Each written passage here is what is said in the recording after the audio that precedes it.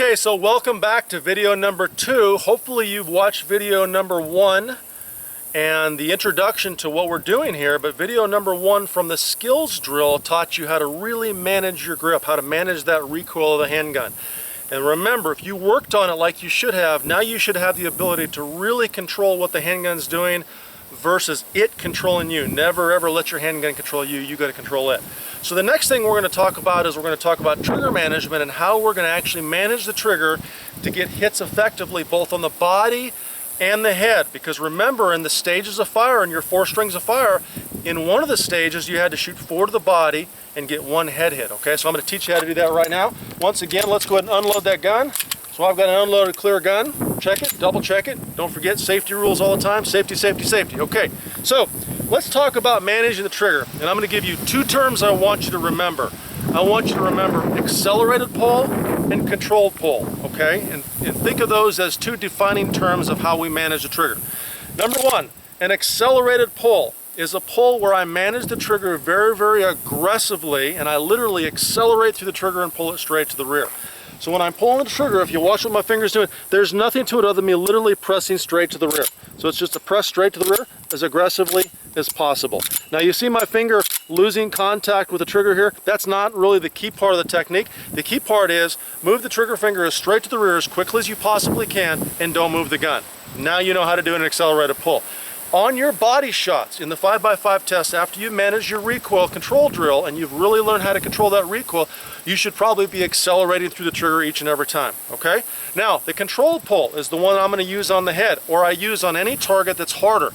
Someone's farther away. You're in a fight with someone in a Walmart parking lot and they're standing close to a child and you need to make a very precise shot. So a controlled pull is different in that I'm going to take the slack out of the trigger and I'm going to increase the pressure until the gun goes off. Now it may look to you like I'm stopping the trigger motion there, but in reality I'm not really stopping. I'm increasing the pressure until the gun goes off. So I'm prepping, increasing the pressure until the gun goes off.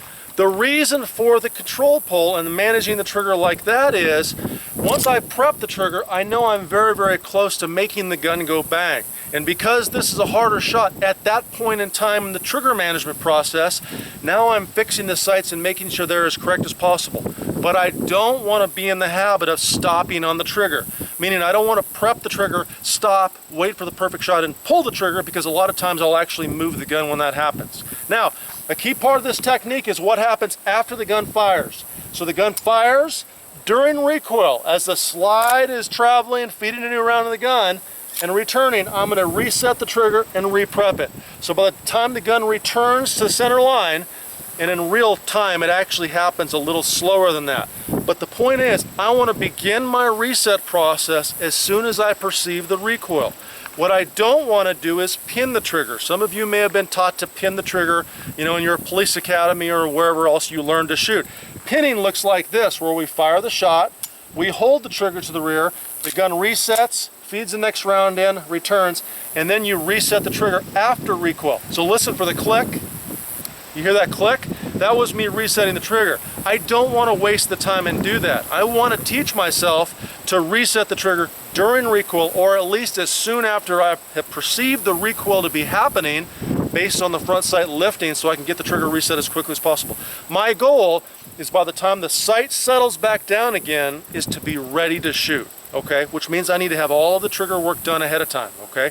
If you compare shooter A and shooter B, shooter A is pinning the trigger, waiting for recoil to happen, and then once recoil is all over with, begins the process of resetting the trigger. Shooter B actually fires the shot, perceives recoil, begins the reset process during the recoil itself, or somewhat during the recoil. Who's always going to be ahead? You're exactly right. Shooter B is always going to be ahead of that game, okay? So on this particular drill, I'm going to show you these things live fire very quickly so you can get kind of a visual feedback of what the trigger pull looks like close up, okay? So I'm going to have you go ahead and step up. Let's get close on that trigger. And I'm going to actually move my thumb out of the way, okay? And this is what we're going to talk about when we're talking about accelerated pull. Watch how the trigger finger simply pulls the gun to the rear and just fires the shot by accelerating the rear. Here we go, 3 shots. Okay? Now, conversely, a controlled pull, same concept, but I've got the trigger prepped. I would fire the shot, reset during recoil, fire the shot, reset during recoil, fire the shot. Now you may see my trigger finger come somewhat off of the trigger there. The key is not necessarily thinking that you have to maintain contact with the trigger the entire time. All I want to make sure of is that I reset the trigger. And the reason I may come off the trigger a little bit is because I'm really moving my finger aggressively to reset it. My goal is reset, not trying to ride the trigger and find that very small specific spot where the trigger resets itself, because when you try that at speed, when you try to shoot fast, it breaks down. So I would rather guarantee I get it reset, and my only goal there is to make sure the trigger's reset when the gun returns. Does that make sense? Okay, so let me show you the drill. We're going to work nearly the same drill, if you remember the first drill, the extend, prep, and press, but now instead of just working the body, I'm going to work the body and the head in a two-shot sequence. So I'm going to start in a specific manner, and I'm going to shoot 2 shots to the body, 2 shots to the head. Here in just a second, I'm going to show you that drill. Okay, time for the live fire drill. Like I said, we're going to mimic a similar drill to our first drill, the extend, prep, and press. So I'm going to start from that Judy chop position. Thumb is flagged high, trigger finger is off the trigger alongside the slide. And my goal here is to focus on continually improving my grip and managing the trigger.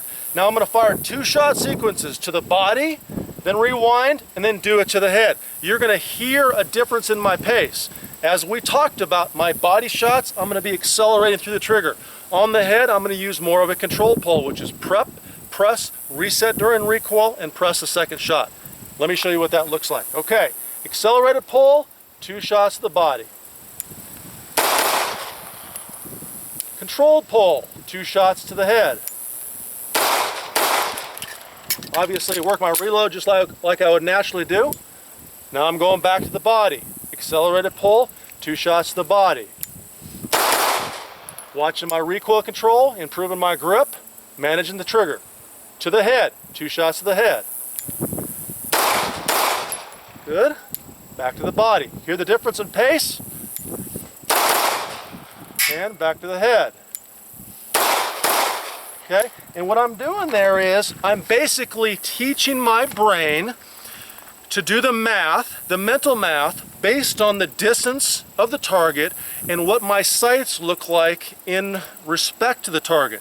So if my sights look huge in respect to the target because he's a long ways away or it's very small, my brain then does the mental math and okay, I need to manage the trigger like this versus like this to hit these shots. If it's a huge target and I can see my whole gun outlined in the center of the target, well then my brain does the mental math and knows exactly what to do. So that's your drill. 2 to the body, repeat, 2 to the head, back and forth, working on managing the trigger. And don't forget grip. We're always working on improving our grip. There you have it, your second drill. Get out there and hit the range.